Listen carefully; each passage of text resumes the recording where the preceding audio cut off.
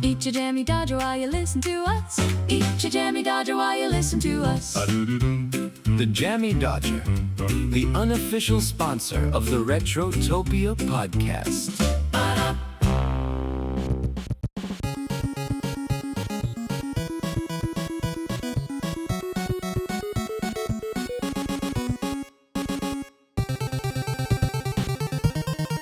Welcome to the 129th episode of Retrotopia. I am, of course, Brian, and it's time to grab your pizzas and chill out, party dudes, because we're talking about the second Teenage Mutant Ninja Turtle game on the NES, Teenage Mutant Ninja Turtles 2, the arcade game. Unless, of course, you're from Europe, then it's Teenage Mutant Hero Turtles, which just sounds wrong, because some reason, I don't know why, ninjas are scary to Europeans. But that doesn't matter because we're talking about it anyways, and we're going to be talking about it after I do this intro, so I have no idea what we've said yet. And speaking of the intro, if you just want to skip it and get to the game chat, you can head about 30 minutes down the road, and you should find the chat starting there. If not, we would like you to stay. We like to have a little bit of fun. We have some comments in here. We play our little game, choose one, lose one, and we also do a little bit of plugs, which I'm going to do right off the bat here. So if you could go wherever you find your podcast and give us a 5-star rating and leave a comment, that helps our algorithm and helps us grow, which we've actually been doing a lot of lately. We've had a little growth spurt here, and our little podcast is turning into almost a toddler podcast. Also, we have a social media link. If you go to linktree/Retrotopia, that's linktr.ee/Retrotopia, you can find a link to all of our social medias, our merch store where we have a few new designs, including a shirt or a piece of clothing or an article of merch that has our new Animaniacs inspired logo, as well as a link to our Discord if you want to join in on the conversation that way. We also have a Patreon, and you can join said Patreon for free, where you can take part in polls. You can chat with us, the host. You can write in about the game of the week. You can also write to the host on the 9-Bit Banter box. You also get our other shows, Quick Play, which is a short review series, and you get Retro Bites Neo about 15 days early, and there's an extra topic as well, which Joe has been putting a lot of work into. We also have the Hero tier that you can join for $2 a month, and that gives you everything from the free tier. Plus, you get to select a game for the host to review on Quick Play. You get the other show, which is supposed to be monthly, but we're a little bit behind. We're trying to catch up. It's called New Game Plus, and you get a shout-out, like all of our newest heroes, Peter Brookers, Ben Clifford, Random German Dude, and personally one of my favorite, Cuckarina of Tim. Welcome to the Patreon. Welcome to the show. Thank you for your support. It means the world to us. Now that we've got that all said and done, you're thoroughly plugged, it is time to do something that's a little bit culturally elegant and get to the 9-Bit Banter box.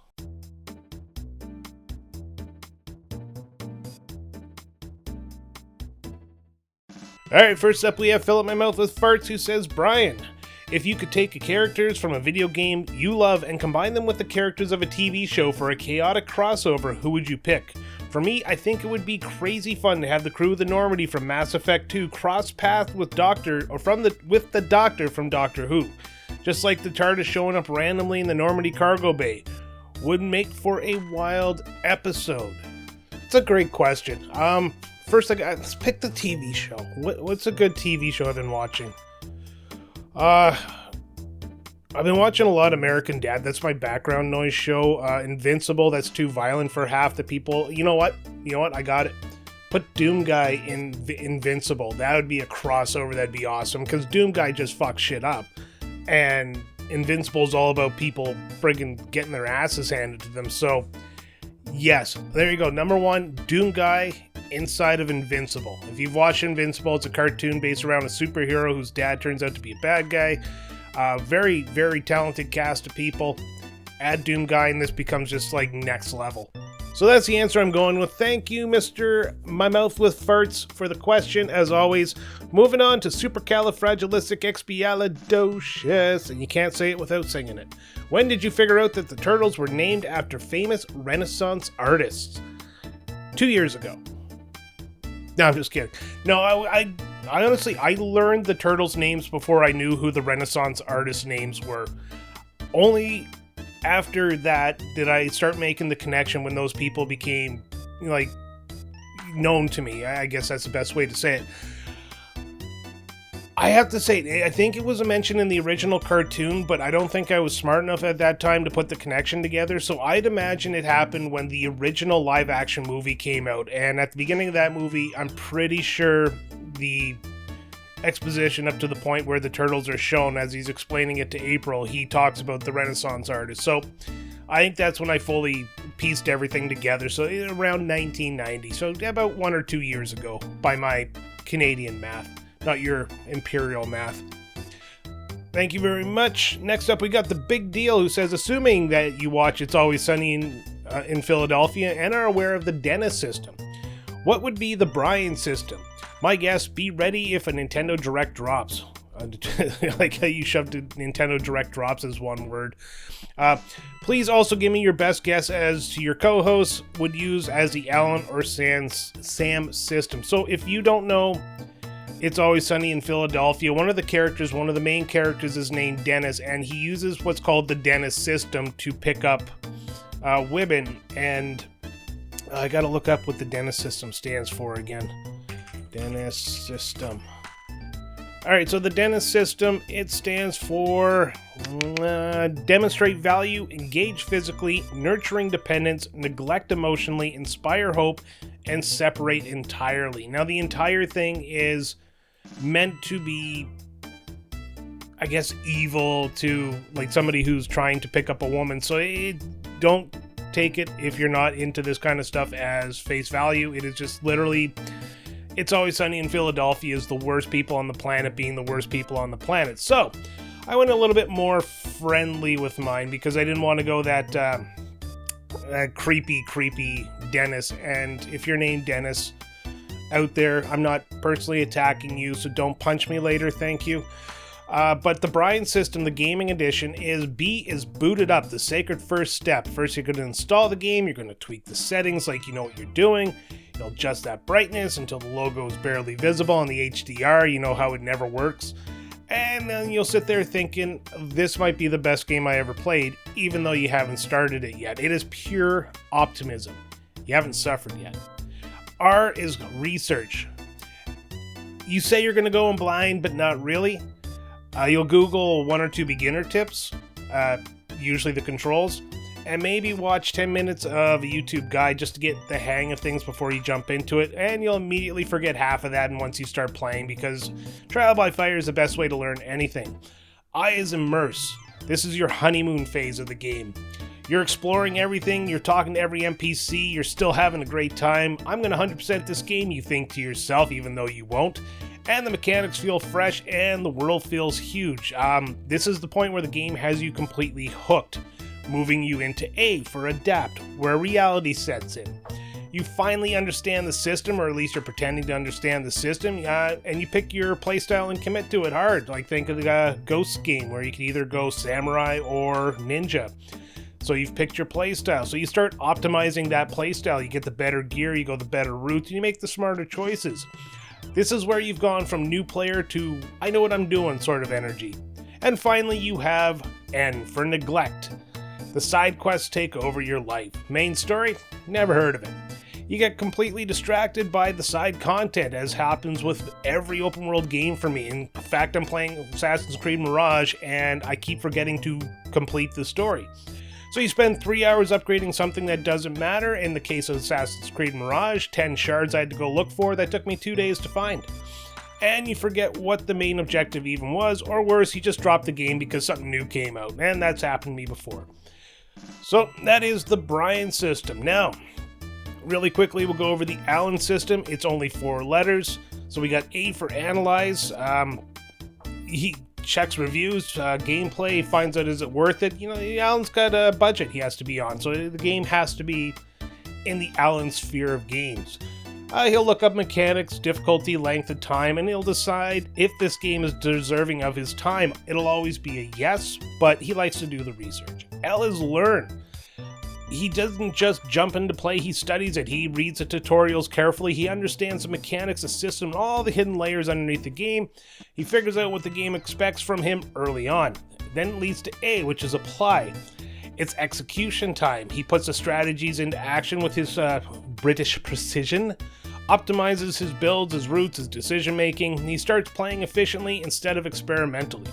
And then finally there's an end, the narrow. The focus becomes laser sharp. He has to finish this game. He has a list to make for 2026. So he locks into a specific build, path, or a playstyle. He ignores all distractions. We'll call that his family. And then he min-maxes the experience until it bends into his will. So he engrosses the game. That's the Alan system. Now the Sam system, even shorter because Sam only has 3 letters. So Sam is S. Start immediately. No research, no hesitation. He buys, downloads the game, and launches it tout swit. He skips the setting, he skips the tutorials, or he just mashes the button through them. He has a high confidence level, very unearned, but very sky high. Next, he has Absorb, where, you're playing, but at the same time you're learning. He half pays attention to the mechanics. He button mashes his way through early success.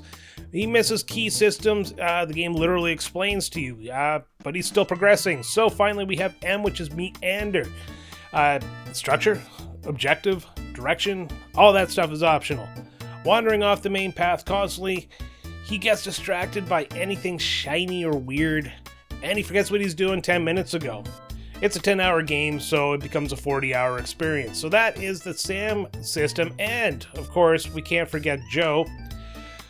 Joe gets one on here because why not? Joe's earned it. So Jay is Judge immediately. So within the first 10 minutes, he already has the verdict of the game. Does this feel right? Compare it to games he's already played, and he decides that it passes his vibe check almost instantly.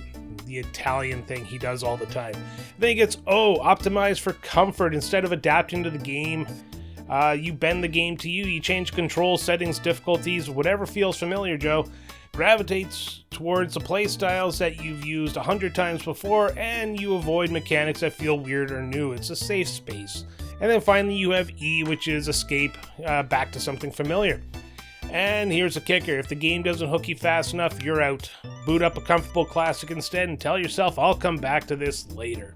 That is the Brian, Alan, Sam, and Joe system. Hopefully you hung on long enough for that one. Thank you. Alright, next up we have Hooli, the Destroyer, who says, "Hey there, ball-busting Brian. If you could move your home to anywhere else on the planet, where would you go? If I could take my house with me to anywhere on the planet, I would go to somewhere in Europe, probably the Nordic area, just simply because it always seems so nice out there. I guess if I had to pick a place off the top, like right off the bat, or a place I've actually looked at moving to, Costa Rica. Head out there and just live in a tropical, round the equator country, and you never hear about it in the news, so I don't know what goes on there. Maybe it is a paradise I have built up in my mind. So I'll go with Costa Rica. And next up we have Sharkbite, who says, "I would like to see a Final Fantasy RTS game. I have ideas for one, and I would like to hear your thoughts." I'm both sides of this coin. I am literally against it because I don't think Final Fantasy would translate well into a real-time strategy game. And I think it would be interesting to see them try because, I didn't think it would turn into a tactical game, and boom, we got Final Fantasy Tactics.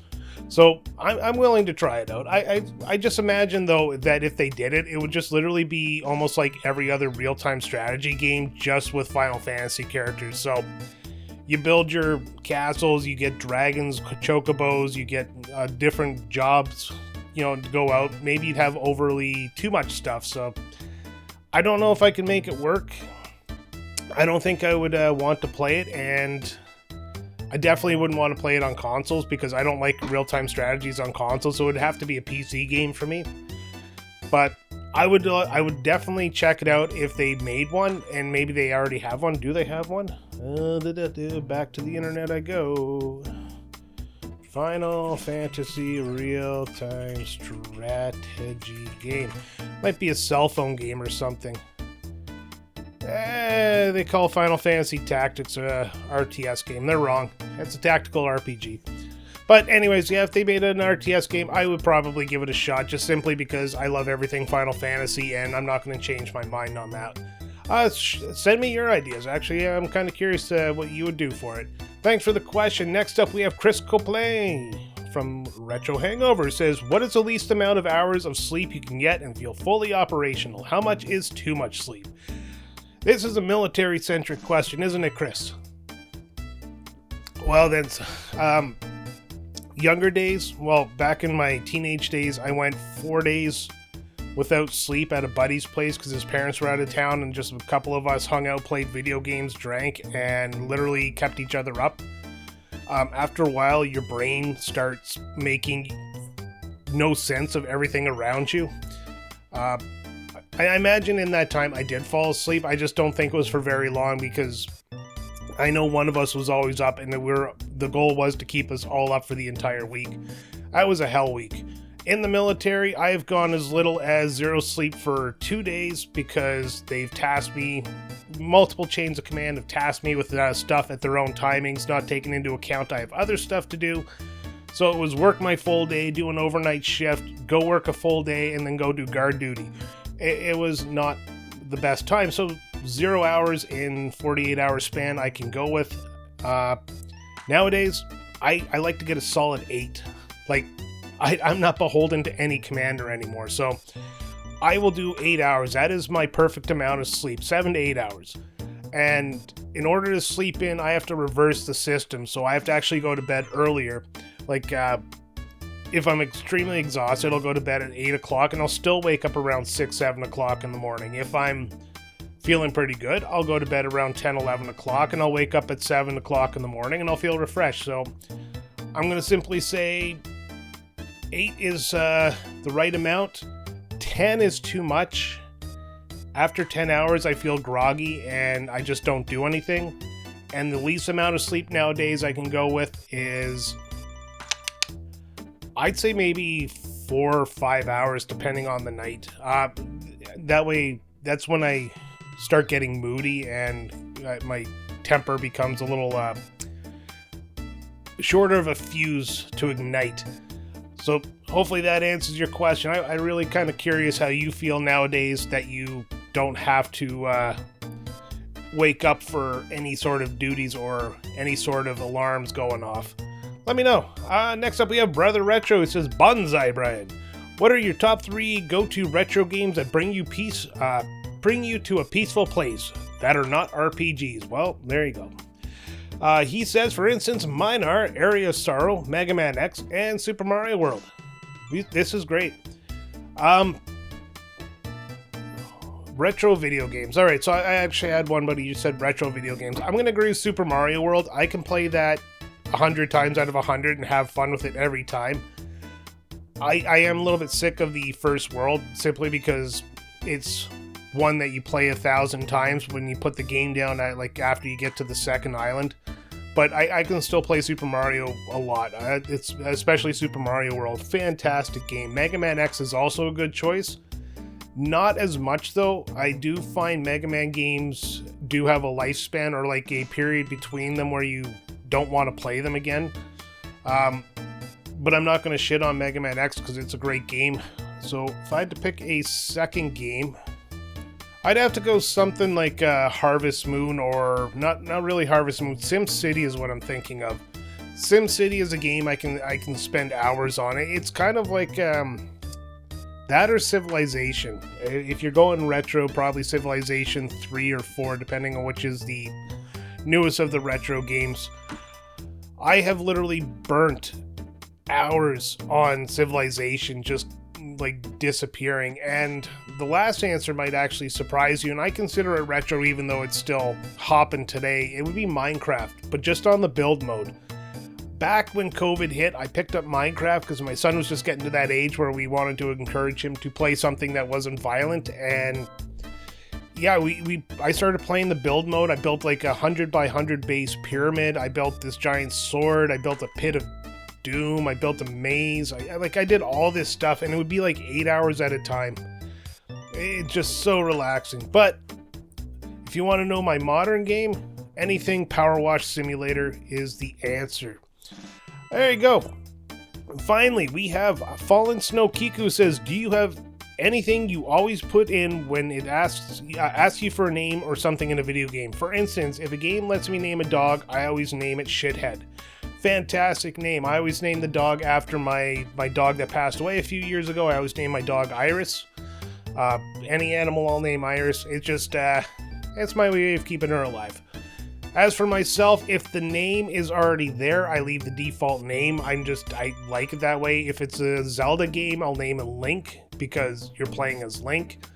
But if it requires me to use my own name and it doesn't give me any presets, I'll always go with Captain N if I'm playing a game for the podcast. If not, I just go with Brian. I'm not creative. If it's an online game, I absolutely do not use my real name. I stick with the Captain N, but yeah, no, I'm not very creative when it comes to names. I just want to get into the game. It's almost the same as I'll tend to use the default skin for whatever game lets me customize my character because I just don't have the time for the customization. Like Skyrim, I always look like the whatever they give me, even though I can just hit the random button a few times. So yeah, that's it. Not an exciting answer, but that's how it goes. And speaking of going, that is it for the 9-Bit Banter Box. Thank you everybody for writing in as always. It was a challenging week this week. I definitely had to do some thinking. All right, that means now that we're done that, it's time, finally, to move on to Choose One, Lose One.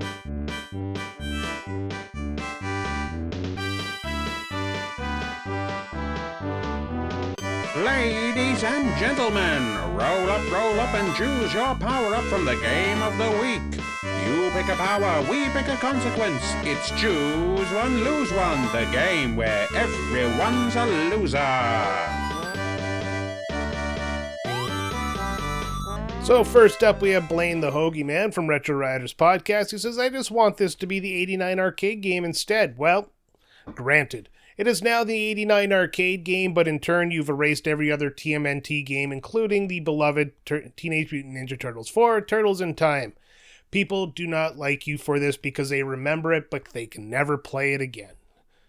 Next up, we have Hooli the Destructor says, can I just be a Teenage Mutant Ninja Turtle? Well, Hooli, I've met you. You are already pretty much a teenager. You look like a teenager. I swear to God, this man got carded.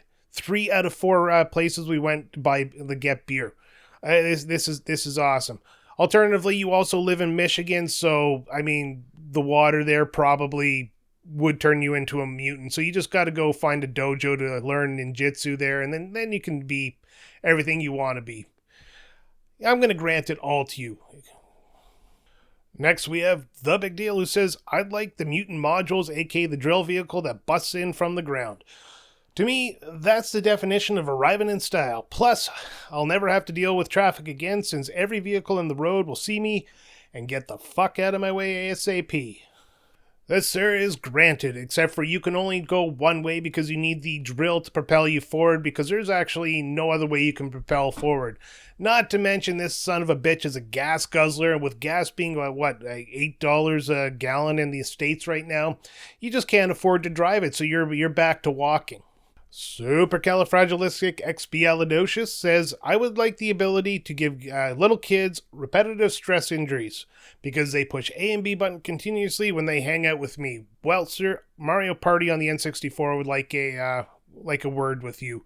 But you're right, that pushing the A-B repeatedly, that really does hurt. And you are the cause of a lot of children's wrist injuries, which I'll let you take that how you want. Next up, we have Fill Up My Mouth with Farts. He says, I want to be able to eat pizza in the quantities that the turtles eat with no ill effects to my weight or my health. Granted, but it's only vegetarian pizza because we are looking out for your weight and your health here. So you get all the glorious, glorious vegetables, none of the meat. No meat lovers. Life is not worth living without meat lovers. Next up, we have Brother Retro, who says, I want to blink repeatedly the more I get injured. Granted, but it is a double-edged sword because every time you're outside at night, somebody will slap you in order to see where they are. You turn into a beacon for people, which forces you to get a job standing on a street corner and just being basically a landmark for tourists. And finally, we have Chris Coplin, who really gave me one this week. Says, I want to be April O'Neil, the one from this show, this series, before you try to saddle me with some rando, or the one from the most recent edition. You see how he's trying to lawyer me here? You, sir, will get your 1987's Teenage Mutant Ninja Turtles, the animated series. April O'Neil, the voluptuous yellow jumpsuit reporter from, I can't even remember what news station off the top of my head. Nevertheless, not important. The problem is she always gets kidnapped in that show, so she's always being held by Rocksteady and Bebop, the Shredder, Krang, or whoever. So you constantly have to go rescue her, and it becomes tedious because it happens weekly now, and you just run out of patience and have no time for it.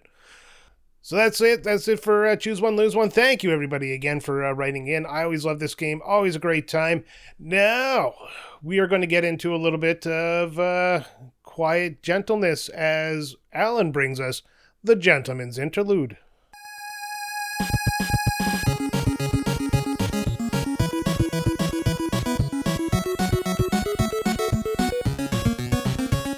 Yo, dude, strap on your shell and grab a slice, cause we're diving into Teenage Mutant Ninja Turtles 2, the arcade game on the NES. Totally radical style. This bodacious beat-em-up hit the NES scene in 1990, after rocking arcades in 1989. Brought to home consoles by the gnarly dudes over at Konami, the same legends who pumped out the original arcade version. These guys knew how to turn pixel punches into pure tubular fun. So here's the scoop, dudes. Shredder's back at it again, causing mega mayhem across NYC. And it's up to Leonardo, Donatello, Michelangelo, and Raphael to kick some serious Foot Clan shell. Unlike the first NES TMNT game, which was kinda tricky and maze heavy, this one is straight up arcade action, dude. You cruise from stage to stage, brawling through waves of baddies, smashing everything from street punks to robotic goons. Each turtle brings their own flavor. Leo's balanced, Donnie's got reach, Raph's fast but short range, and Mikey, total party dude with smooth moves. You can even chow down on pizza mid-fight to refill your health. Cowabunga fuel. The NES version isn't a perfect clone of the arcade. Fewer players and slightly toned down graphics, but it still packs a punch, with added levels and that sweet couch co-op for 2 players. Nothing beats teaming up with your bro and shouting "Turtle Power" while wrecking bosses like Bebop, Rocksteady, and Krang. Totally a classic, dude. This game is all about fast fists, teamwork, and righteous reptile vibes. If you dig old school action and radical heroes in half shells, this one's a must-play. Cowabunga!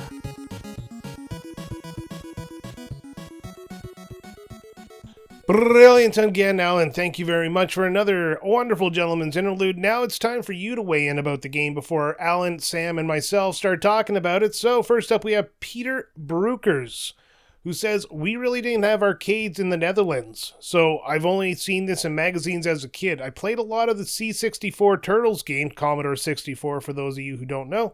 I knew it wasn't the same, far from it, but it was fine because it was Turtles. Fast forward and I can emulate this, but fuck me, this game seems so much better in multiplayer and I'm only playing it solo, crying in the corner here. Yes, sir, it was always fun multiplayer, more fun on the arcade when you had 4 turtles going and you tried to kind of track your own. I looked up a video of the Commodore 64 version. Oh my god, that is terrible. That is the most offensive thing to my eyes I've seen for Ninja Turtles in a long time. You know what? At least you get to play it now. Like that's the big thing. And don't worry about not having a buddy to play it with. You can always just go out and start playing the game in public and people will gravitate to it. They always do. And no arcades in the Netherlands. Gonna strike a mark off of moving there. All right, next up we have the Big Deal. He says, "When I first discovered this arcade cabinet in the lobby of a grocery store when I was 8, I was so captivated. I was already a huge Turtle fanboy at that point and rented the original NES game a ton. So I was over the moon when I found out that there was a port of the arcade game on the NES. It wasn't quite the same, but it was still a fun experience and became one of my most frequent rented games." Me too. I played this first in the arcade and I don't think we owned it, but I think we rented it enough times to definitely enjoy it. Next up we have Blaine the Hoagie Man.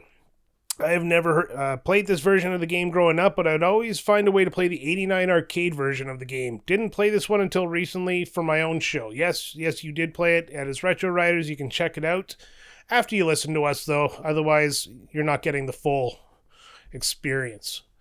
I don't know why I said that. Next, we have Supercalifragilisticexpialidocious says, I played this game so much that the AB buttons showed up in my thumb due to pushing the AB buttons simultaneously, which is how you do your special, which is basically how you beat this game. This playthrough, I had played the game with, concave, convex? Convex button. I had to pause there for a second to look it up. Convex because they're pushed out, concave is pushed in. So you got the indent because you had the concave buttons.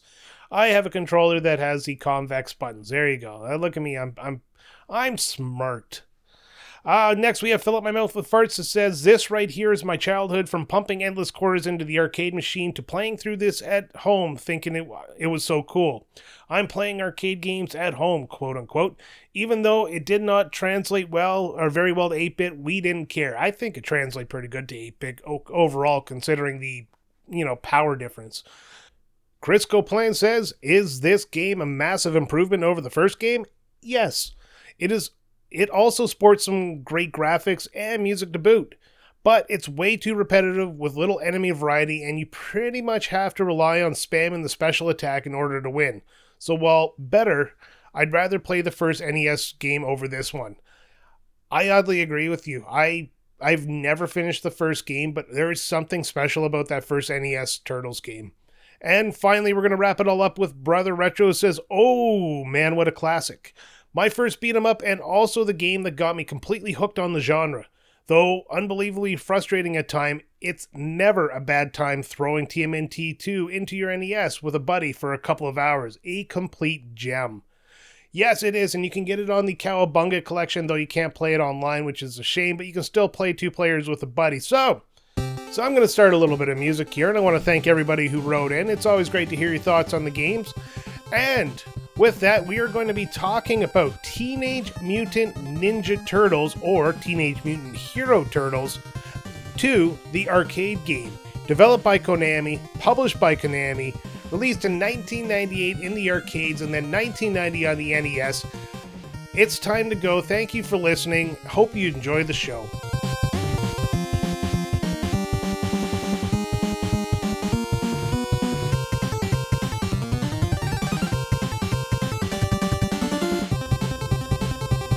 Alright, it is time for the second time on Retrotopia to talk about the Ninja Turtles. The first time was Teenage Mutant Ninja Turtles 4, Turtles in Time, one of our earliest episodes, but now we're back talking about the arcade game from 1990 on the NES, Teenage Mutant Ninja Turtles 2, and joining me is my April O'Neil, Alan, Ooh. and my other April O'Neil, Sam. Why? Because April O'Neil is yummy. And so are these two. Hey, How are you kinda guys? Hot. We're each one of April O'Neil's boobs. And here we go. And record time. Yeah. Yeah, good man. Sorry. I am feeling fat and If we sassy start- after an Easter weekend. Oh, fantastic. Did you have turtle soup? I did not. I've never had turtle soup. I don't. Neither have I don't know if I agree with turtle soup. I like turtles. I don't think I'd want to eat turtle soup. Let's see. I mean, I suppose I do eat a lot of things that I do like. But I don't know. Cows are cute, but I'll still eat them. Yeah, I'll eat the hell out of a cow. But not a turtle, because I have standards. And I don't know, I might change my mind and start eating turtles after this game, though. Yeah. Could happen. Oh my. And Sam, how are you doing? Oh, pretty good. Just taking a nice little break from the workday to chat turtles with you, and then going to vote. It's important to vote. Oh, yeah. It is. It is. You should always get out there and vote your goddamn heart out, buddy. have your voice heard. All right, so obviously I imagine you guys don't have a history with this game, since the way you've been talking about it over the last week is that you haven't played it before. So I'm not going to get into that. History's simple. I played it when I was young, rented it because it was a turtle game. I want a more important question. Who is your turtle? Michelangelo, usually, I think. And I don't know why. I think, and I know all the turtles share a love of pizza. But I think like Michelangelo is actually a full-on pizza fiend, and I can relate to that. He's also kind of a goofball, and he's the party dude. He's the party dude, and I always liked the party dude as a kid. So yeah, I'm gonna go with Mikey. All right, I can accept that answer, Sam. I would, I'd like to say Michelangelo, but I'm probably more of Raphael. Yes, Raphael is the coolest of the turtles. Well, and here, but as a kid, I think my favorite was probably Leonardo because the two swords were cool. Oh, those are cool. Yeah. They've all got cool weapons. Yeah, they do. Now, the real question is, did you play Turtles when you were a kid? Like, were you like me when I was young and you'd break off a broomstick or something, you'd run around, I'm Donatello, or tie a rope to them and be like, I'm Michael, oh, my face. Yeah, I actually had a Raphael costume when I was a kid, and I would like just put on the shell and stuff and just run around with that. Okay, I wasn't that bad. I had to use imagination. We were poor. It wasn't like a nice costume. It was just, one of those ones you get in the plastic. Do you know what? bag. Now that you mention it, I feel like I'm trying to remember if we had costumes as kids. Like you're shaking something loose here. We definitely played Turtles because, back in the day, my experience with Turtles, not just the game, is fairly limited. I watched the Teenage Mutant Hero Turtles back in the day. Yes, I forgot about that. I was going to get into that. You ruined my big reveal. Well, I'm British. I've got to bring it up, haven't I? Which, hands down, the stupidest fucking change. Like, it's Ninja Turtles. Like, we got that wrong. We fucked up. And I would like to apologise on behalf of the King. And, yeah, so we always used to play Turtles. But again, it just seems like something that I kind of fell off of for the longest time. Like, I've played very few Turtles games. Like, it's pretty much just... might just be this now and Turtles in Time. Like, that might be it. No, I'm sure Which is a good start. I mean... Yeah. Go ahead, I'm Sam. sure I played this. You kind of glossed past the history a little bit. I'm sure I played this. I did, because it's not really a big point on this, because we had to get into the important questions. That's true. Which turtle do you love the most? Yeah, I played mostly vital. Turtles in Time for sure. And then, this in the arcade and not so much the NES. I didn't have an NES. Yeah. At the time that you guys are just like jumping on all my notes. Oh, sorry. And then the other Turtles game, I guess the first one, the one that where you have the top-down view and then you go down the sewers. Yeah. You're running through the city and the electric it's seaweed. hard as fuck, but it's still fun. Yeah, I've still got to play that. The electric seaweed is great. I've still got to play that. I've got it upstairs. I just haven't played it yet. You gotta play that one. I honestly, I find Turtles 1 to be one of the best Turtles games above everything except for maybe Turtles 4. Yeah, it's actually not bad. And Shredder's Revenge. Oh, Shredder's Revenge is just next level. Again, another one I've got, just haven't played yet. So I'm going to be leaning on you guys a lot for Turtles knowledge here because, I know the Turtles. I know Splinter, I know Shredder. And then beyond that, April, obviously. And then beyond that, it all gets a bit hazy. Don't remember Casey Jones? Not in this game? Yeah, not in this game. Just in general? He's the hockey mask. He was in the live-action movie, yeah. He's the guy with the sports bag, like golf clubs, hockey sticks, cricket bats. Yes, but I think I remember him because... I think I can visualize him. Yeah. I've also read The Last Ronin, which was incredible. Outstanding. Not going to ruin that one, but if you haven't read The Last Ronin, you got to read The Last Ronin if you're a Ninja Turtle fan. One of the best stories they've done. And I've been reading the IDW run of the Turtles. I think I'm on volume 9 right now. I just kind of fell off for a bit, but it is really well done. The story is so good in that comic series. I don't need another thing to get into, but I really want to. But you're going to. All right, so let's get into the game proper because obviously that's what people are here for, not to hear us talk endlessly about how much we just love Turtles in general. One last question. Anybody here a Venus de Milo fan? You mean like the statue? Is that not a statue? The girl turtle? Oh, the girl turtle. Oh, no. Hold on. I know nothing of her. Yeah, I don't either. She appeared in one series. I think just one series. Might have been more. But apparently, no. According to the... I looked it up on the Wikipedia. She was in the IDW comics. Why did he give her boobs? because she's a girl. You don't know she's a girl if she doesn't have boobs. Well, you kind of do. This is fucked. Wait, this is not. So, you remember the weird live action TV show that ran for like a season? I think she was in that. And so She was, because she teamed up with the Power Rangers. Like all the turtles teamed up with the Power Rangers once. Oh, wow. That would have been cool. I haven't seen that. This is terrifying. This looks weird. Yeah. Yeah, it's just like she's just like a slighter, more feminine looking turtle, but they did give her kind of some boobs. And I really wish they hadn't. All right, so I'm going to get into the story now a little bit just to move us forward before Sam gets horny. Don't worry about that. That's not happening. Not a deep story in this one. It is the classic Ninja Turtles story.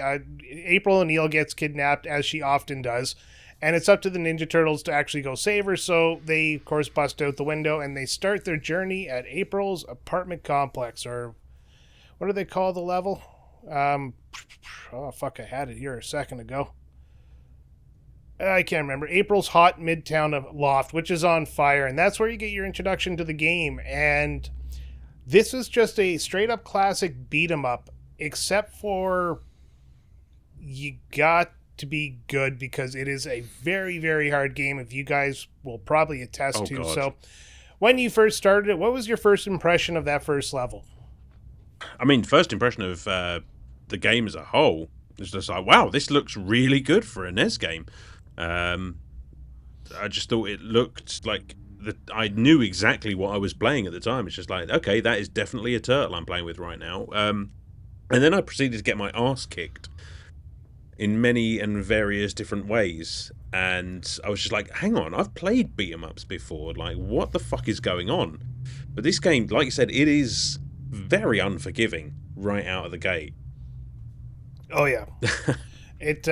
It comes at you pretty hard, because you get, like, the most basic of foot soldiers in the entire game is the purple foot soldier, and they're supposed to be unarmed, but every so often they'll throw dynamite at you, or they'll have something else. I can't remember what it is in their hands. So they're supposed to be the ones that you can just go up and kick the crap out of. But what they do is, if you don't use the special attack, which is holding A and B at the same time, and spam the F out of that, they will grab you, and if they grab you, they knock off a bar of health right off the bat, and then somebody comes and punches you in the stomach for a second bar. It is annoying as shit. Tell you what, that grapple that they do is the most annoying thing in the game. Like, what is happening to that turtle from behind that is causing them to lose that much health? Like, I don't even want to know, but it is so frustrating. And, this is kind of pretty basic as far as beat 'em ups go. I mean, at least with things like Streets of Rage and what have you, like, you get grabbed, you've got options, but in this, no, you are just locked in and just waiting to lose that chunk of health,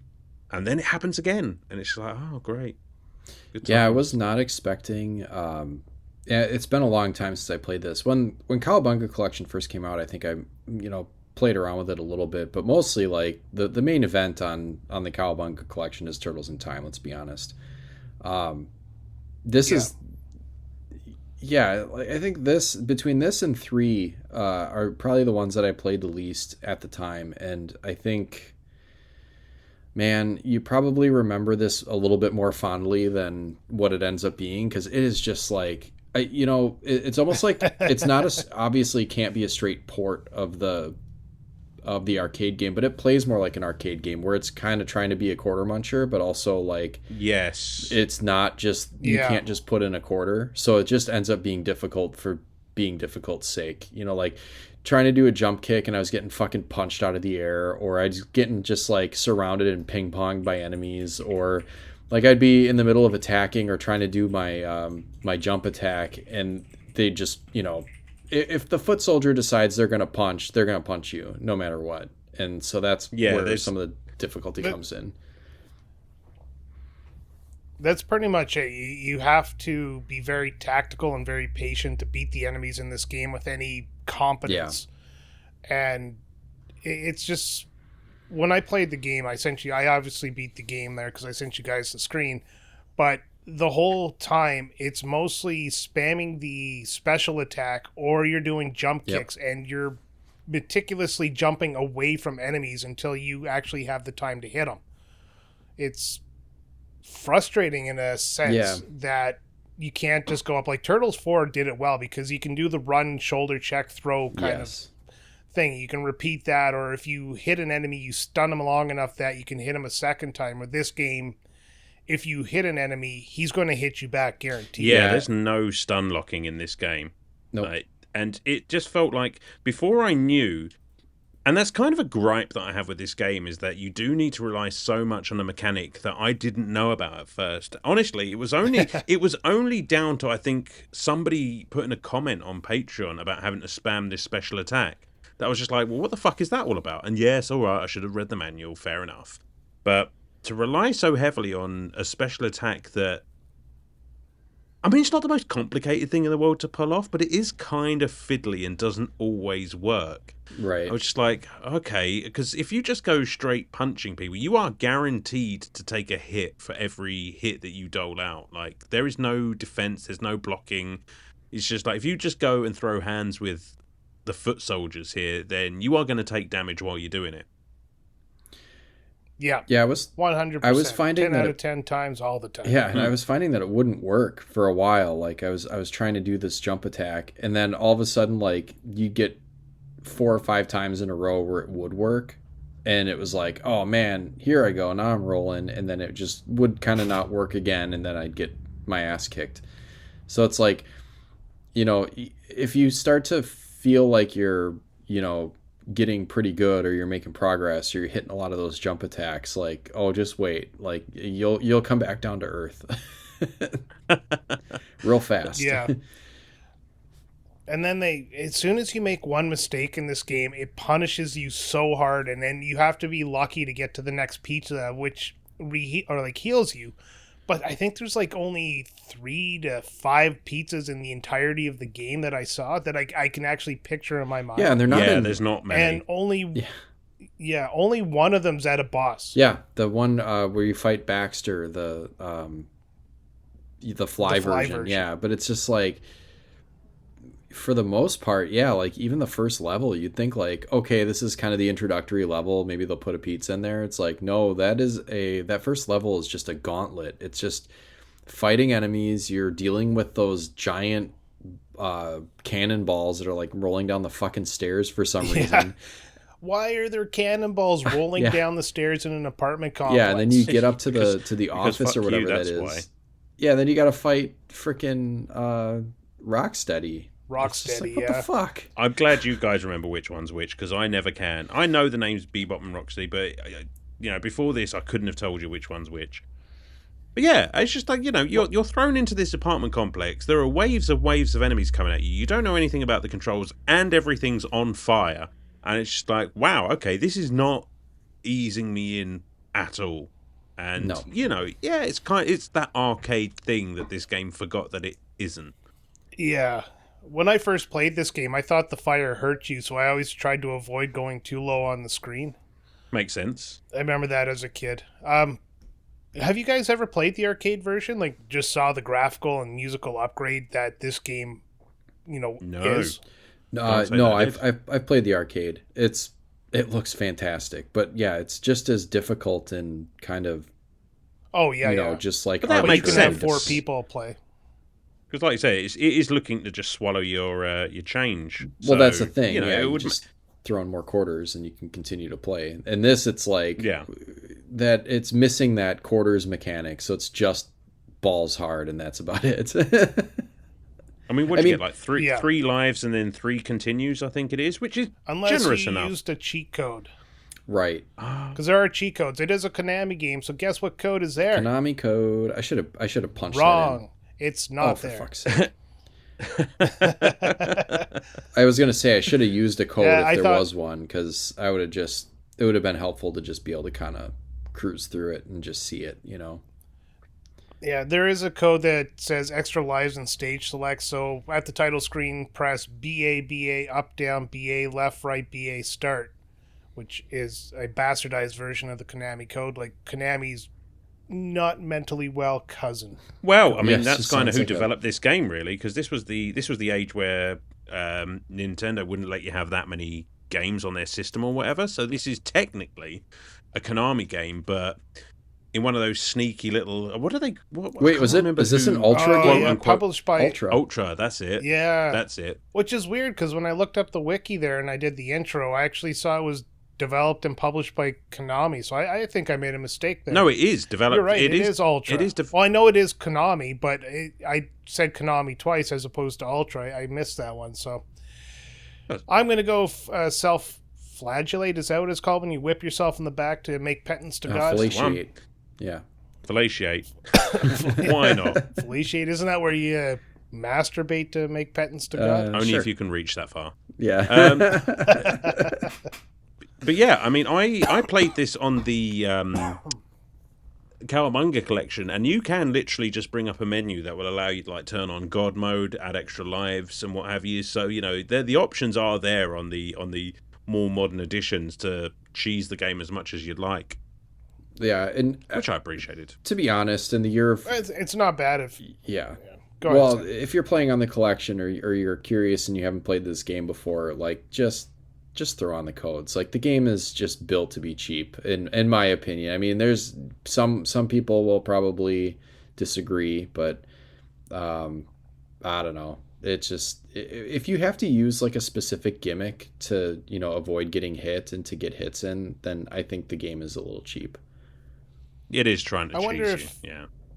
I wonder if it was designed that way, or if they just tried to port it from the arcade as faithfully as possible. Because you got NES hard, but this, it does feel like it's a level up on that. And I've never seen anything that said they built the game around that same thing Lion King did with make it harder than a rental weekend. Right. And that's true.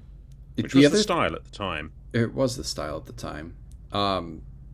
Well, the other thing I was thinking of is like this is kind of built to be kind of a two-player experience. And I think it would be a little bit easier if you had two players going at the same time trying to, at least distract. Like if you're not the only thing on the screen that all the enemies are gravitating towards and you're able to like get extra hits in on bosses, like that's really the sauce, right? Like playing two-player. Yeah. I wonder though if they up the sort of enemies if there's extra players, because that can sometimes just leave you back at square one. And there's already a bunch of enemies in this game. I don't think they up the enemy count on this game when you get a second player. You can only handle so much on a screen at a time. If you up the enemy count, you're just going to get that disappearing character thing that happens on the Nintendo when you get too much stuff on screen. Yeah, I mean, you already kind of get the flicker and the slowdown in this. There's quite a bit of flicker actually, which is fine. It's just kind of more of like that's the way things were when the hardware was what it was. It kind of adds to the charm. And I can't remember if it's the Cowabunga. Oh, sorry, just real quick. I can't remember if it's the Cowabunga collection or not, but you can turn the flicker off, but you can also opt to leave it on if you want that kind of original experience. I noticed that. That is so cool. Probably be the Cowabunga collection. That doesn't sound like something you'd put on the NES. No, it's not on the. I'm just saying, like, I can't remember if it's this collection or another retro collection I was playing, but I think it is definitely the Cowabunga collection because I noticed that, and it's because I like to with these collections poke through and sort of turn on the CRT filters and just see what's about, because I think it's Digital Eclipse that did this, and they tend to put a lot of love and care into their retro collections there. So I like having a look around and see what they've, kind of put in there to give you that authentic experience. So would you prefer to play it with the authentic experience, or would you rather play it flicker free? Oh no, I like the warts and all approach. I like the flicker. I like the flicker. I don't even mind slowdown. That's charm. Exactly. You know me, God. I like to play my games as close to the original as possible. Nothing had slowdown like Rygar when like two enemies were on the screen and it just ground to a halt. That was ridiculous. It's not two enemies. Bad. Yeah. Two enemies and then like one of them fired a projectile. It's like, oh, well, that took up all of the hardware space. That being said, this game does and again, it's difficult to say playing these modern versions, but this game does really well. It's really smooth with how much is going on, because like we were saying earlier on, you've got a lot going on in the background. You've got fire effects, you've got shit like that, you've got loads of enemies, and they're throwing projectiles. Now, I can't speak to the original NES version. I'm playing an emulated version right now as we speak, so, and again, I don't know how close that is to the original, but it does a lot without chugging this game. I mean, sure, there's the occasional flicker and what have you, but they crammed a lot in here. It looks really good. Yeah, really well optimized for the amount of space an NES has on it, so kudos to them. Absolutely for making this game run as well as it does, especially when you get like 4 or 5 enemies on there and it still seems to be pretty good. Yeah. I mean, I can forgive some flicker and what have you, as long as it's still playable, and it's entirely playable. Yeah, it is definitely like a dumbed down version of the arcade game that doesn't, and I say dumbed down and I mean like it's the hardware capabilities are obviously not what an arcade cabinet was like. I mean the arcade version looks like what you would think that these games looked like, and that's part of like a little bit of my problem with this game is like you probably remember Ninja Turtles games being better than what they actually are because you have that kind of nostalgia bias. And it's just like, this game is not that great. I mean, looks good, plays. It's not bad. Plays either, pretty right? well. If It's not bad. It's just cheap is all. Yeah, if you compare it to other beat 'em ups, and beat 'em up is one of those genres that seems to be timeless because this game still. I mean, again, overly hard, yes. Mechanics not as good as some more modern games, but it's still in itself a very well put together game. And the beat 'em up genre just proves that it's one of those like RPGs that can go through time without having to be polished up and made better and still be a great game. Yeah, I agree with that. And I would say, even though this is quite a basic beat 'em up, like the genre is kind of leans itself towards like repeated playthroughs. So yeah, there is some cheap stuff going on in this game, just some random shit that will fall out of the sky, cars that will just randomly drive across the screen. At the time you're just like, oh, for fuck's sake, like how was I possibly supposed to know that was coming? But then you think, well, if you could get through this game without any of that drama, you'd probably have it done in an hour. Mm-hmm. And it's kind of made for repeated playthroughs where you think, okay, well, hang on, I know that car's about to come across the screen, so I better get out of the way of that. And it's one of those games, because fuck those cars. Fuck those cars. But like, I was not having a good time with this game at first. But the more I play it, and the more that I remember where everything is and adapt my tactics accordingly, it's just like you get to that sort of flow state where you just think, well, I know everything that's coming and I know how to deal with it, and I just need to push through. And you do get the satisfaction of learning the patterns. No, for sure, and that's 90% of beating this game is learning the patterns. I do want to ask you, Alan, or both you and Sam, did you play through with multiple turtles, or did you just pick your favorite and go with that? I started with sort of trying out all of them, because originally I just thought, well, Leonardo or Donatello probably have some good reach going on, so they might be good starter turtles. And then I sort of found out that actually, you know what, they've done a pretty good job of making each turtle play just a little bit differently. Yeah, just really? I didn't subtly. I didn't notice just much enough. At all. I mean, I started with Raph and I had a really hard time, but I think that was just because I was rusty. Oh, he's absolutely useless in this game. See, Raph has the shortest weapon. Therefore, in the games, he should have the strongest attack just to kind of balance it out. So, bad range, good attack. Right, and they've kind of... Where Donatello has long range and should have, like, a medium attack. Yeah, I think they've fixed that in, like, Shredder's Revenge. They have that, like, each turtle has slightly different stats based on their weapon and their fighting style and stuff. Yeah, the first Turtles game... Donatello had the strongest weapon and the longest range, and he was just kind of broken a little bit in that game. But not to the point where it made it any Oh, easier, no. just to the point where, that first boss in the first game, you could sit up on the boxes and then just use his bow staff to hit downwards. Yeah, I love that. In this game, I didn't notice much. I think he has a slower attack speed, but a longer range. Do you know Leonardo is balanced. He's the all-arounder. Michelangelo is fast, but has a short range. And Raph is short range, but slow. Like, Raph is fucking useless in this game. Do you know what's funny about that? It's just like, I've tried every single turtle, and the only one that I've managed to get to the end of the game with is Raph. Really? Really? And Maybe it's because you have to be more aware of your surroundings. I think it's just, I genuinely think he's the fastest turtle in the game. Like, especially for jumping and getting out of He might dodge. Like, I don't. Yeah, sure, his attack range is very limited, but if you're just spamming that attack button, that special attack, which I didn't fucking know about to begin with, he's a bit of a beast. Fair point. Yeah, like I didn't notice all the differences, but looking online, that's basically the description I got.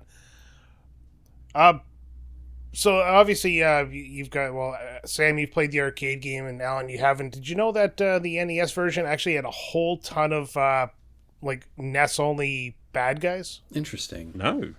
Like the Blade, Frosty, the Hitman on the New York Park level, where it goes from winter to spring in a matter of seconds, alluding to the fact that April's been kidnapped for an entire 3 months. Well, it was a weather I thought machine. they were just fucking. I just thought they were fucking with the weather. I thought Yeah. that's what you destroy at the end of the... Maybe. No, Maybe that's what they were actually doing. No, there's a weather because machine. The cutscene's just like spring. Oh no, there's a weather machine. So when you fight that like wolf guy that throws snowballs at you, maybe I missed Yeah, that. you like jump kick their weather device, and then it like kills all the snow. Oh, I must have been half asleep then. I missed that one. But yeah, there's two bosses that are NES only, the Shogun and Tora. I'm watching the Shogun I believe- right now with the floating head. Oh my god, I hated that boss. This guy sucks. Oh, what yeah. the fuck? He does. Because Because a lot of the bosses, like, you can, like, basically kick their projectiles out of the air, but not that fucking head. That thing is just invincible and everywhere you need to be. What shit that was. So Yeah. you guys haven't made it to the end of the game yet, but when you fight the final Shredder, he splits into two. So you have to fight two Shredders, and the way you know which one is the real one is you attack, and if his helmet flies off in a few hits, that's the fake Shredder. You leave him alone, and you go after the other one. Eventually, you're going to knock the helmet off of the real Shredder, and then when you fight his clone, you knock his helmet off, and then you're really fucked because you don't know which is which, but you just kind of keep paying attention. It is frustrating to say the least, but at the same time, it is probably a great way to have a final boss. Oh my god. Just like the idea that I've not even gotten to Shredder, and the idea that I have to fight two of them is just not appealing. Right. Oh, and they have an attack you can't avoid, I Yeah. think. If I remember correctly, a lightning attack that just messes your day up. Yeah, Oh, great. that's, Lovely that's not stuff. fun. I just like. Well, Yeah, it is. It's super fun. Yay. Oh man. well, Brian, maybe did I'll you- get there now. I mean, I'm actually having a really good run at the moment. Yeah, that's pretty good. Well, Maybe there you it's go. Like, talking to us inspires. What's happening? Well, he's gone Ultra Instinct right now because he's not paying attention to the game while he's paying attention to us. Absolutely. You guys are... I'm holding a conversation. Who says we can't fucking multitask? Look at me. you. I'm I playing can't. Turtles and holding a conversation. I mean, I'm watching a Let's There you go. Play, which is, I mean. So wait, I had a question though, because there's that special attack that's like really really useful if you can hit it, but it's so like, even watching a Let's Play of someone who presumably knows the game really well and can beat it in a go like this, even this person I'm watching play the game seems to be having problems hitting that jump attack, frequently. And actually, if you watch the playthrough on the Cowabunga collection, they primarily use jump attacks to jump just over the enemy and then like turn and punch, and it just seems really time consuming. But so there's different ways you can go about it. But Brian, did you play this on original hardware? Or did you play it on Cowabunga collection? Oh, I played it on emulation. On emulation? I played it on Retro. Sure. Because I wanted to use my NES controller, but it didn't sync up properly, so I ended up using a 8-bit Duke controller. Okay, that's what I was going to ask you, because like the way that the buttons are placed on an NES controller, I think are side by side, right? Are uncomfortable. Yeah, unless you get that funky one that has that rounded NES controller style and the buttons are offset more to where your thumb would sit. Yeah, like because I couldn't tell. Like I was hitting the special attack sometimes, but I'm wondering if it was easier on an NES controller. But I don't know. It just doesn't seem like that's the case. It just Well, you've got to press B and A at the same time, right? And like Yeah. playing on a controller like PlayStation or Xbox, like I just roll my thumb kind of up, so it's like not even a split-second pause. You know, it is so bum bum one after another, and I think having the buttons offset makes that easier.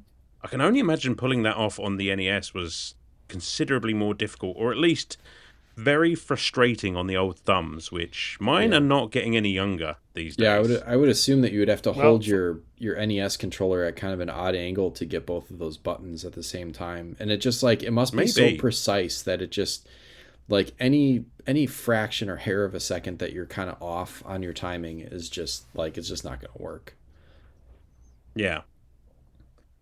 And that's it. I just end up flailing around or either jumping straight up in the air. And it's a great attack if you can pull it off. But yeah, I can see, like, I've heard comments about how arthritis-inducing this was on young thumbs at the time. And I can appreciate that. Yeah. Oh, yeah. It's definitely something that hurts like hell. Like, you're being punished for playing a video game. Yeah. It's, you know, that's your comeuppance. But no, I think... probably one of the best parts about fighting in this game is you could actually knock the projectiles out of the air. The only problem is some of them threw so many projectiles that there was no way you're going to get them all. Yeah, that's true. Yeah, like those boomerang guys, if you miss it, that boomerang comes back and you see in the back of the head, or the guy behind the one you're attacking throws a boomerang, you know, you're fucked. Yeah, and that's when you start getting ping-ponged around. Yes. Yeah, and once one knocks you down, the other knocks you down, and next thing you know, you're out of friggin' health, and you can't get yourself any Pizza Hut, which is, you know, plastered all over this game, as we were talking about in the After Dark. Yeah, which is strange, because, you know, obviously they've taken all of that out for the Cowabunga collection. It was paid advertisement for sure. For sure. I hate that. Like, I wish they would have been able to leave it in for Cowabunga Collection. Like, honestly, like, Pizza Hut, you could use the fucking advertising. Why wouldn't you just leave that in? It's like, oh, well... That's a good point, actually, because it's not... Yeah. It's only going to do good things, right? Right. It's like, well, you don't have unless the game is so frustrating. Yeah, it's like, well, who the fuck cares? It's just a name. You know, it's like, yeah, kind of has the logo and stuff, but it's like, if anything, it's just an advertisement for pizza. Like, what are you doing? Leave it in. Yeah. Yeah, why not? The big thing is, like, free advertisement for them doesn't go over well when somebody can make money off something. Yeah, I know. It's just dumb. Like, the reasons behind that are dumb. I'm team leave it in. You know, like, all that. That's what it was. All that kind of stuff is just... There was a free pizza coupon in the instruction book. That was the time. Yeah, that's right. Oh, really? Yep. Mm-hmm. So this game came with a free pizza. Yes. That's going to get it an extra point. I love that. That is so not only on brand for the Turtles, but like, who doesn't love pizza? Like, I would put up with all of this game's frustrations for a nice pepperoni pizza. Yep. Yeah, I also would spend $50 to buy this game for a $5 pizza. Well, you know, you don't have to shit on all of my dreams. You know what's kind of funny is, like, in the movies, like that first Turtles movie, the branding was Domino's. And then really? In this, was it? Yeah, the one he's like, pizza dude's got 5 minutes. That's a Domino's driver. And then, you know what? was it? Oh, in the second one it was Domino's too. The Asian guy. Was he Domino? I am trusting the guy from Wisconsin wasn't, here. No, that guy. Matters of cheese. That was like a New York pizzeria that he was working for. Oh, was it?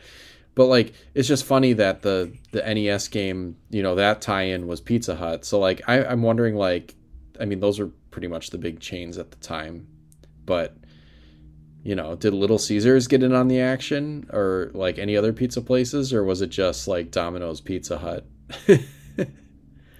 Okay, second movie was Roy's Pizza, a fictional place, but after the first live-action movie, Pizza Hut snag the rights to advertising their pizzas. Yeah. I think they have to go sort of global appeal as well, don't they? It's like I've heard of Little Caesars, but I don't. They're not really a thing over here. Well, but Pizza Hut. Do you like salt? I'm not supposed to anymore. Yeah, I'm not Doctor really says. supposed Little to either. Caesars is basically a salt lick with a pizza toppings on Yeah, it. Little Caesars is it's I fine think that in a would pinch, but actually it's kill me. rough. Yeah, it might. We have a Little Caesars not far from us. We go and grab that when we want something quick, cheap, and easy. But not very often because, like Alan said, I'm not supposed to have that much salt in my diet anymore. No. We are getting old, which is probably why we're talking about a game like this. Because we are Did old you ever enough to see- remember when games were like this. There's a T-shirt that I saw an advertisement for that it has like the Ninja Turtles style logo, but it instead of Teenage Mutant Ninja Turtles, it says "I am actually in my 40s." Well, so I need relatable. Yeah, Absolutely. we can't Yeah, actually but these eat poor salt old anymore. thumbs that can't play these games anymore. Oh, but dude, There it is. Okay, so I remember where I saw it now. Retro Hangover Podcast. They have a T-shirt that has the Pizza Hut logo with their RHP letters and says, "No one out retros the Gorp." I like that. Do you know what? I tell you what I don't fucking like is these bamboo spikes that come out of the ground just randomly. And again, it's Yeah. another example of this game just throwing shit at you that even if you've played it so many times before, like you are gonna take some damage. Well, if you like that in the Technodrome, there's these spikes that come out of the ground freeze you. You have to dodge live because they will come out wherever you're standing, Yeah. not in a predetermined spot. That's true, and those things will get me every time. I mean, I have gotten to the Technodrome. The furthest I've ever gotten in this game is, I guess it must be like the first boss of the Technodrome. That I think it's the rock what was dude. it? That's that Dimension X It rock might be. dude. I just got past that point Oh, because yeah. I'm watching on the playthrough. I'm watching they're on Krang, and that is a cool looking sprite. Oh yeah.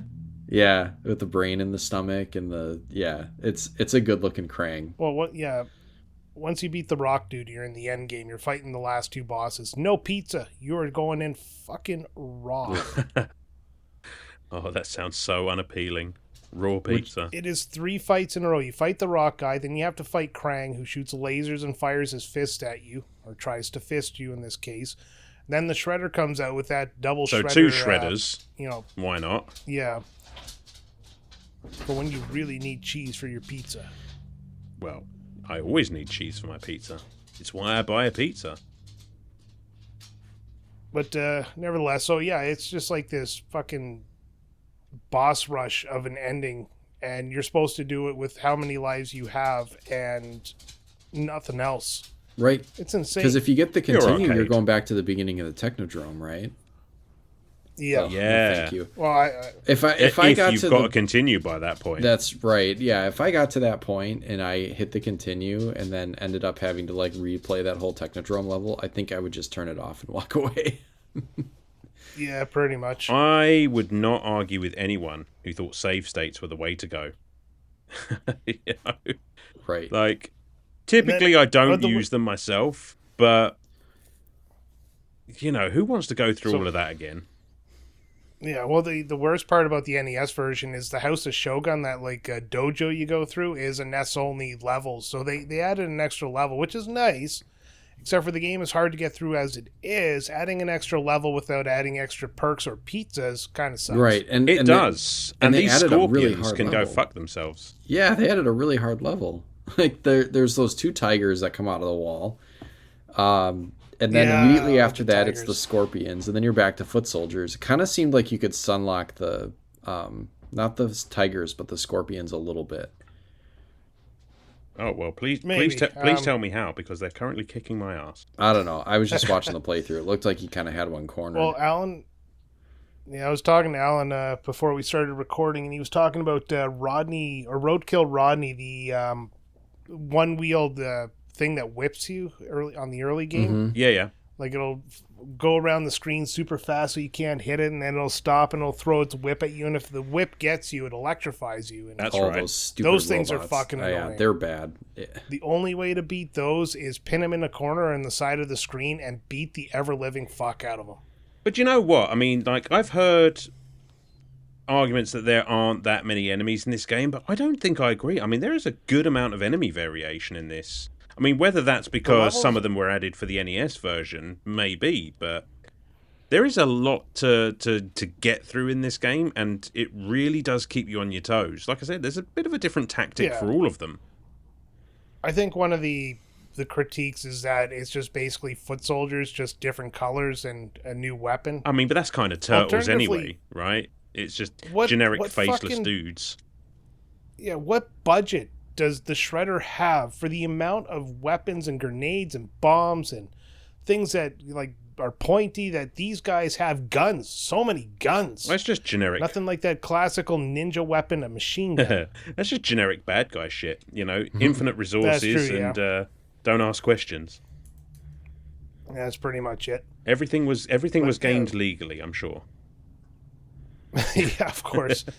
But no, it I don't know what else to talk about this game. Like, it's pretty cut and dry. You go left to right in the level, you get your ass kicked halfway through, you fight one of the classic Turtles bosses. You got Rocksteady, you got Bebop, and then you have Krang, Shredder, you have the Shogun, who apparently is somebody.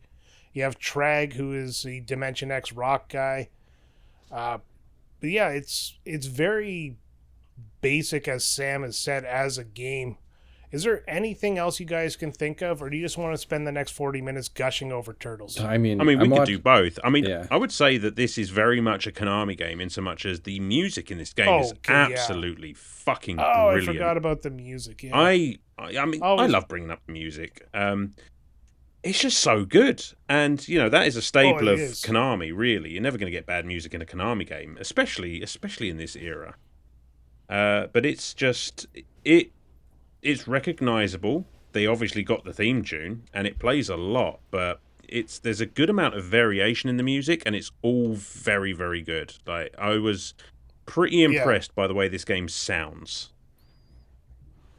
I won't disagree with that. That's actually probably a very big selling point of this game is they got this theme song, and music is just, it's fun, it's very exciting, it's very immersive into the level that you're playing. I mean, it's classic, like you said, Konami. It's classic Capcom. It's classic these big companies at this era where they took chiptune and they took it to the next level. Yeah, absolutely. Like, they do so much. And I guess, I don't know, like, when did this come out with regards to the NES's lifespan? Well, it was 1990, so it was right at the ass end. Oh, well, there you go. So they knew exactly what this console could do, both visually and music-wise. And I'd say they did an outstanding job on both fronts. I love the fact that this game just takes heavily from the animated series. You know, that's what it's based on, and that's what I know. So instantly I have the nostalgia for a game I've never played before. Yeah, no, that's probably what got me to jump right at the rental spot. I still remember going into a rental store, and you know how they always put the game behind the box. So if the box was on the wall, you look for that little protrusion of the box and the little plastic case behind it. Well, I remember going into this rental store so many times, and this was always rented, and then it was finally there one day, and oh my god, I jumped on top of it like it was a grenade. And had you played the first one? The notorious first one. Yes. So you played these in order, basically. But I was young enough that even though the NES games were super hard, I still went back to play them because I was too stupid to know I have had enough. I'd argue I'm still like that now.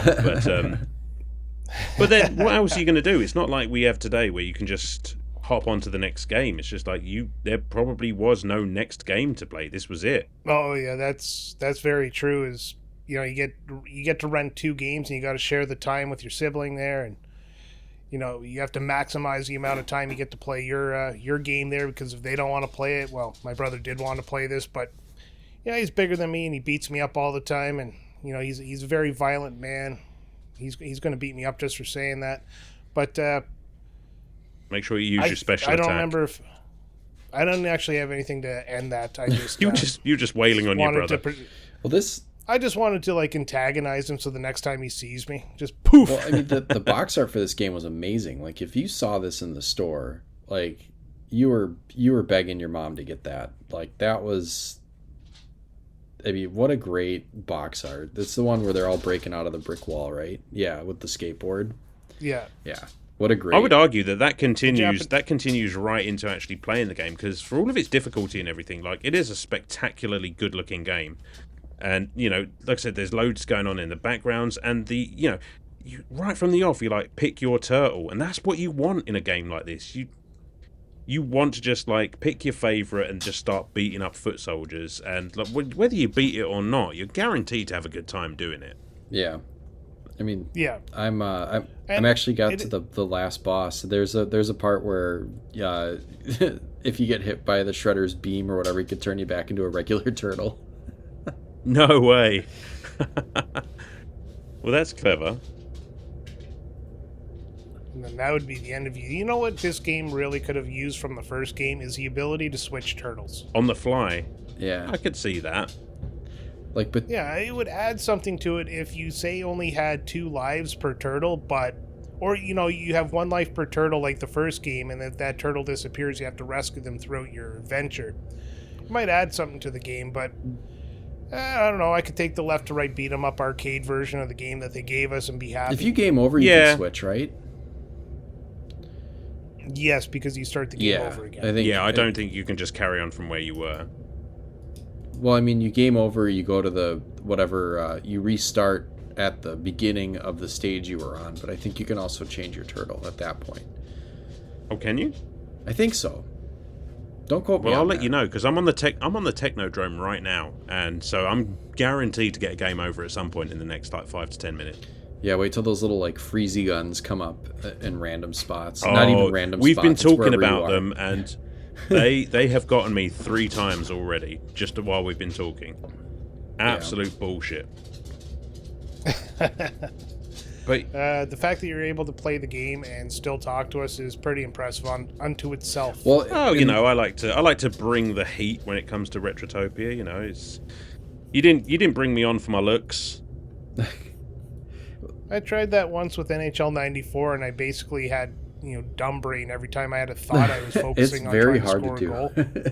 Oh well, I never hard. never have a coherent thought as it is, so I'm good on that front. Well, here's the other thing: is like this game is specifically. I wouldn't say it's like, I don't know. It's like it's difficult, but it's like a specific difficulty where like if you are able to, figure out the way that works best for you to get through it. Like, Brian, you obviously beat it. I finished watching this long play now, and obviously this player beat it, but damned if they didn't use every single life they had left to do it. I mean, I think between the Krang and the Shredder fight, they had like 4 lives left going into the end, and they used every single one of those and almost didn't make it. Like, it is tough. Like, that was pretty fight. much the same for me. Yeah, the jump kicks on Shredder, just like finally when the helmet comes off, that last version, it's just like, oh, home stretch, but still touch and go, because he still has all of his abilities. He just doesn't have a helmet. Yeah, and it's that way of like showing that you're making progress. Like the bosses, and I don't hate the bosses in this game. I think they're actually, if not a bit repetitive, they are pretty fun to do. But I love that flashing or that tell that you're near the end. Exciting is I that? like that. Like, yeah. I was about to bring that up, but like it starts flashing slow and then it gets fast, and you get like that rapid flashing there right when you're about to beat him, and all of a sudden you're like, you throw caution to the wind. Yeah. Because you're only a few hits from taking him out, so you just go in full turtle. Full turtle. And hope to hell that you knock him out. I like that. I'm going to use that more often. I am going in full turtle. Yeah, they might take that the wrong way. Full turtle is like cowering in a hockey fight. Yeah. Yeah. But what was the point that we were just making? See, now I've got dumb brain. The flashing. Yes. The flashing. It kind of harkens back to what we were saying about Cuphead, and just that, You know, oh, I know I was that close. If I could just go that little bit further, then I'd have him. It's a great mechanic to use in a game, just to let you know, you're just like, all right, well, maybe you died this time, but look how close you were. Right. I always appreciate that. Absolutely. All right, boys. I'm gonna call it, and I'm gonna do the wrap up now because I think we're starting to circle the drain and just trying to cherry pick ideas. And now's a good time for us to give our complete and entire thoughts. And Sam, would you like to go first? Sure. Circle the sewer would be more appropriate. Oh, I missed it. Damn it. We'll get it in post. All right, yeah, fix it in post. Gosh, this is a complicated one because as much as I want to like this game, I really don't. I didn't enjoy it. I mean, I visuals great, you know, but and music and everything, you know, it is an experience. It does invoke nostalgia, but I think, you know, if you haven't played this in a while, I would implore you to go back because I don't think it's as good as you remember it. It's just like, it is kind of cheap.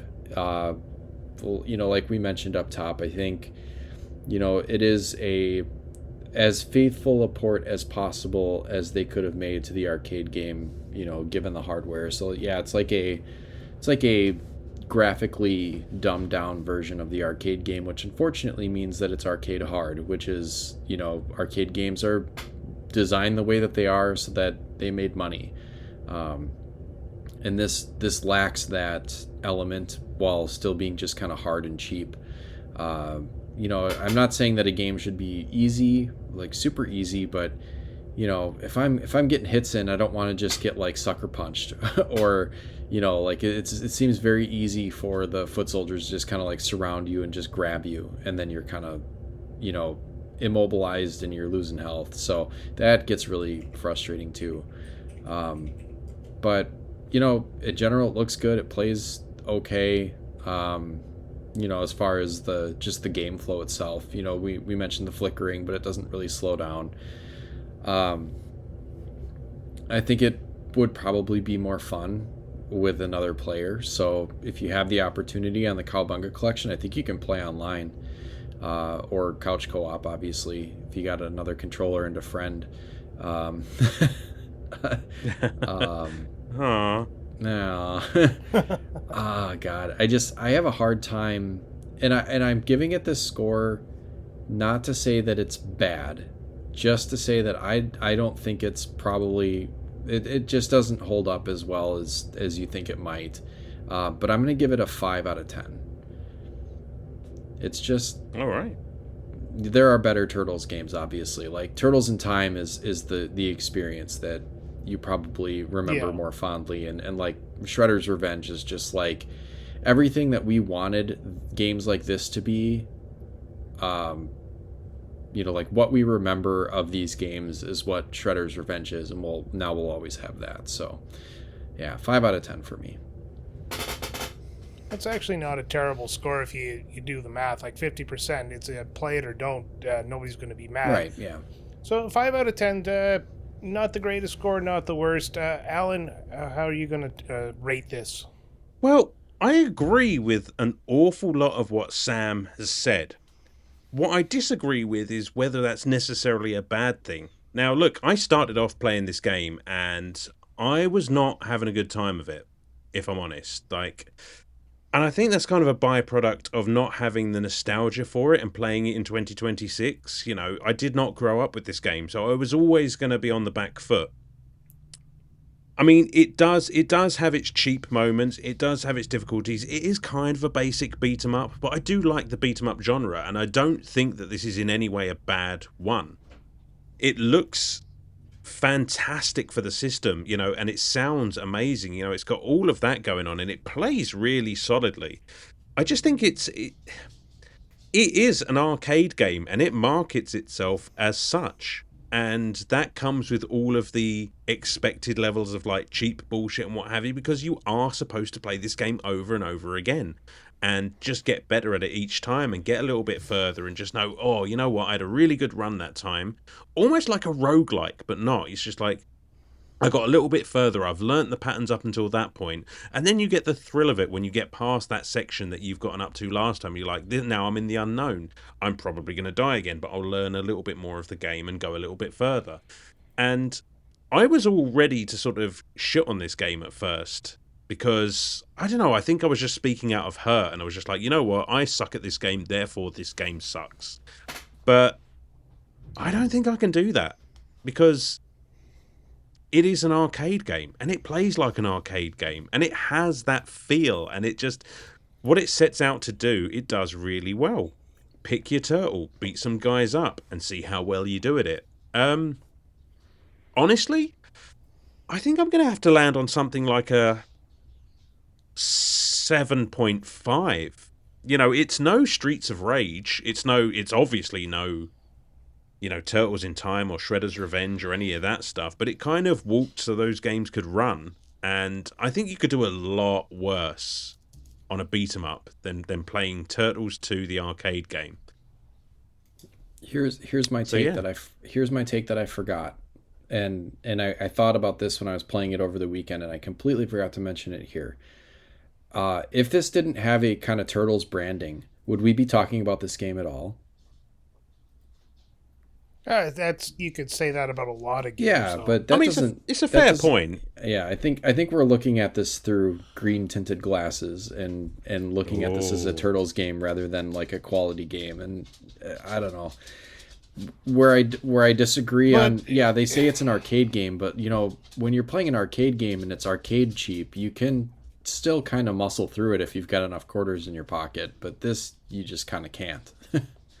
But I would argue that... All right, Sam, you've already had a chance for your opinion. Now it's time for somebody else. You can't just nuzzle something in there. Now you have to give it a 6 out of 10. I think they do very well with the license. They could have just made shit, but they've obviously cared about making it look like the show. Well, I'd counter this point. Would they have even made the game without the Turtles license? No, probably not. One exists because of the other, right? I suppose. Yeah, it's like a real turtle or the egg scenario. Yeah, exactly. The turtle or the turtle egg. There we are. But I guess... Okay, so Sam gave it a 5. Alan gave it a 7.5. I'm going to wrap up here probably very quickly because I don't think there's a lot I can add to what you two said, which is why I always like going third. But I do have the nostalgia for this, and it's getting the nostalgia bump from me, obviously. I am a huge Turtles fan. I don't know what made them so good, but it's just been a big part of my life. I played as a Ninja Turtle when I was a young kid and before we had cell phones and TikTok. I played Ninja Turtle games. I've played them all, as many as I could get my hands on, not every Turtles game. I absolutely adore Turtles 4, Turtles in Time. This game is not as good as that for absolute sure. Is it a good beat 'em up? Yeah, I'm on the fence about that one because I have muscle memory to this game and I do remember how to get through some of the harder parts of the game. But at the same time, yeah, I see the cheapness in the game and the difficult for the purpose of being difficult. So I agree on all that stuff. Where this game gets a lot of accolades from me is going to be the graphics for the NES, especially the NES at this era. The first level where you're in a burning building is really well done. The music in this game is outstanding. Again, it's Konami good, and they do great jobs with their music. Just like check out Castlevania, probably the only part of those games I actually like. Another stab at Alan. Yeah, go ahead. And you know what? The variety of enemies is not as shallow as been mentioned. Like there is a good amount of enemies and a couple of NES only enemies. I think I'm going to agree with Alan and go 7.5 on this one. It is definitely not the greatest game in the world. Actually, I might even go 7. I might even go lower than Alan. I'm going to go 7. Wow. Because it is definitely something worth playing on the Cowabunga collection, but I wouldn't run out and get the original NES cartridge for this. Yeah. I mean... There, I said it. I mean, I'm surprised that I gave it the highest score. But there we are. We've kind of both in recent weeks we've both sort of introduced each other to games that we enjoyed more than we thought we would. That's what it's all about. Yeah. That's why Sam introduced me to Ren and Stimpy, and I love that game. Oh yeah. that game did Happy, get an happy, joy, undeserved joy. bump from me. Yeah. Well, that's kind of how I feel about this game. There's a lot of childhood memories inside of it that it kind of fits into it, and I try to put the scores in the scope of playing it today, and it just there's still that little kid inside of me that can't be mad at the turtles, And except for Venus de Milo. yeah, and the oh god. And the flip side of the Turtles coin that I just kind of brought up were like, yeah, we probably wouldn't be talking about this if it wasn't a Turtles game. There is something to be said for a game that's maybe either cheap or too difficult or not well made, that's skinned in a an IP that you enjoy and graphically looks good, that allows you to forgive some of that. It's like, yeah, the game is kind of bullshit sometimes, but at least it looks cool and it's fun. Yeah. I mean, you also have to look at it's not like the game before it was easier. oh god, no, it is. Yeah, it so was it's not like they took a spike in the difficulty there. This actually comes down a little bit. Well, it's a completely different style game too. The first game is like an action platformer, whereas this is just straight, left to right beat 'em up. Yeah. I might have to give this game an extra fucking point, or at least half a point, because I'm on Krang, and I just got my first game over of the game, and it started me from Krang again. Okay, that's better. There Yeah, you that's go. good. Look at, lesson learned. Okay. That's awesome. Alan might beat it. Are we going to stay and watch Alan beat the final boss of the game while we sit here and talk about just random stuff? Or are we going to end the show here? I, for one, vote to end the show. Yeah. All right, then. Thank you for listening. Until next time, we've been Retrotopia on the Half Shell. Retrotopia time. Hi there, everyone. We here at Retrotopia couldn't do what we do without the support of our Patreons. And to that effect, we would like to shout out the heroes at our hero tier. So a huge Retrotopia thank you from all of the hosts here to Guy Who Does Things, Joe Frigger, Shadowblaze511, Dan Torma, Brian Heng, Sharkbite, Brian Spritzer, Ovindley, Shane's World, Brother Retro, H, Raging Demon, Old Man Gamer, Game Genius, Dylan Jacobson, The Big Deal, Mr. Blobbert Blobbertstein, King Hooli III, Calin Higas, Radmac, Fallen Snow Kiku, Stud Still Smash, Sergeant Ombre, Big Brown Dog, Jack Datchler, Unbuckled Cape, Wildcard, Super Dave, Sir Bustsalot, Big Kid 782, David Hendley, Chris Kaplane, J Nasty 15, Because 19, Randy Berridge, Makeshift Money, and Andrew Wright. So thanks as always for your support, guys. It truly means the world to us and means we can keep doing this little thing that we love so much. Game on.